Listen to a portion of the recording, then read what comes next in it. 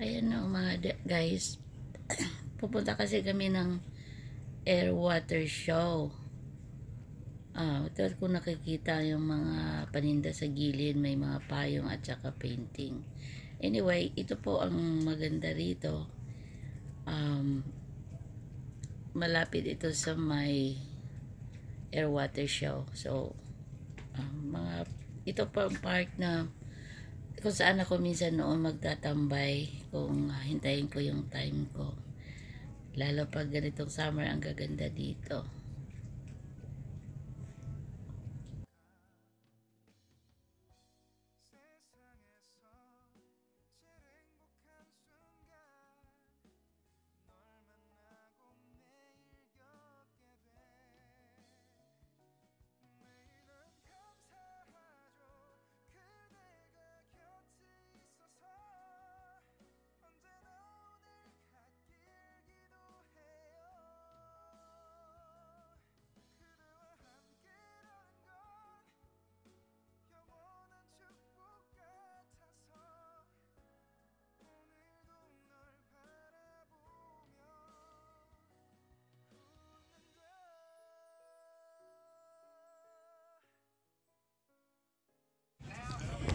So, dito na tayo sa lakefront.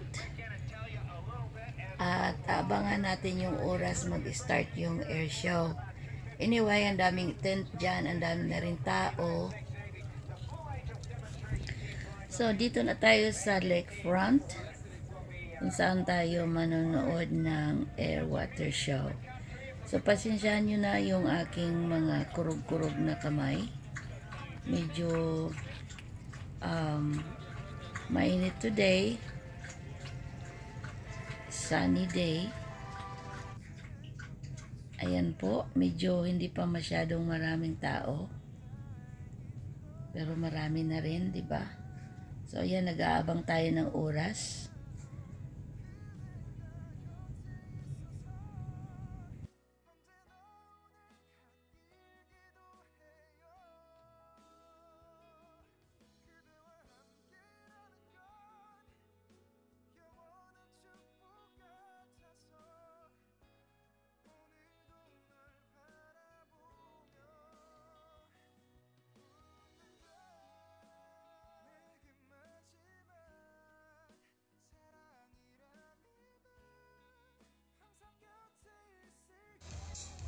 So, ito na mga deer. Mga parachute muna ang muna natin makikita. Ayan, may bumaba na.